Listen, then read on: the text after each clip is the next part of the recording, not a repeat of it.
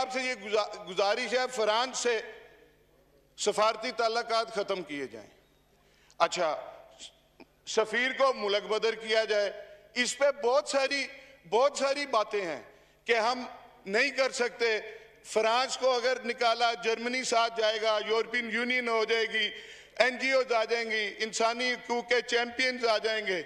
लेकिन मैं सैयद इमरान अहमद शाह, वल्द सैयद अली अहमद शाह, इस आयात रब्बानी में मैं ये आपसे वादा करता हूं कि फ्रांस का 17-18 अरब कर्जा होगा, वो आप और हम पाकिस्तानी गुलामान मुस्तफ़ा और पाकिस्तान से जो बाहर रहते हैं गुलामान मुस्तफ़ा, वो इंशाल्लाह अपनी जायदादें बेच के वो इसका कर्जा उतारेंगे।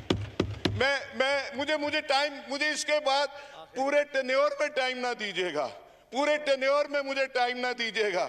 आज मैं ईमान से मैंने आपसे अर्ज की कि एक गुलाम आका जी, जिस गुलामी पे मुझे नाज है, एक गुलाम आका जी के गुलामों से मुखातिब है। मैं आपसे ये अर्ज करना चाह रहा हूं, उन्होंने उसको आला तरीन सिविल अवार्ड दिया। आप उस चेचन मुसलमान को, अब्दुल्ला को, पाकिस्तान का सिविल आला तरीन सिविल अवार्ड दें।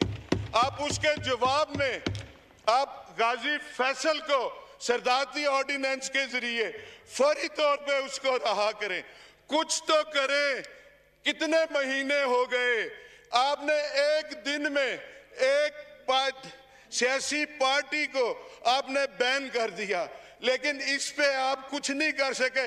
मैं यकीन से कहता हूं, मैं ये भी यकीन से कहता हूं स्पीकर साहब, आप भी सारी रात जागते होंगे। अली मोहम्मद भी नहीं सो सकता होगा कि जी के वो गुस्ताखी करने वाले, रहमतुल्लिल आलमीन, खातिमुन नबीयीन, पूरी जहानों के लिए जिन्हें रहमत बना के भेजा गया, उस पे गुस्ताखी करने वाले, सरकारी तौर पे, हुकूमती तौर पे गुस्ताखी करने वाले, उनका सफीर इस पार्लियामेंट से, इस पार्लियामेंट लॉजी से, एनक्लेव से चंद सौ गज फासले पे सफीर आराम की नींद सोता है। तो जनाब स्पीकर, आप भी आराम की नींद नहीं सोते होंगे। आप भी सारी रात, अली मोहम्मद भी सोचता